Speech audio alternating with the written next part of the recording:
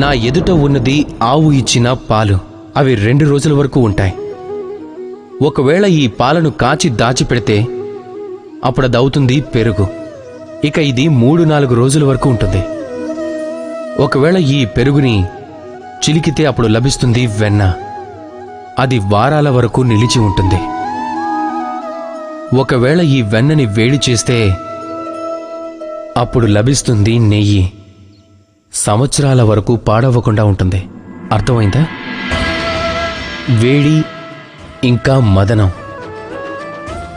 ఎన్ని ఎక్కువ పరీక్షలను రాయగలిగితే, ఎంత కఠినమైన సమస్యల్ని ఓర్చుకోగలిగితే, ఎన్నిసార్లు మోసానికి గురవుతామో అంతే కీర్తి, బలం ఇంకా సామర్థ్యం పెరుగుతుంది. కాబట్టి శ్రమించండి, కఠినమైన సమస్యల్ని ఎదుర్కోండి, మదనం నుంచి మనసుని శుద్ధంగా ఉంచండి.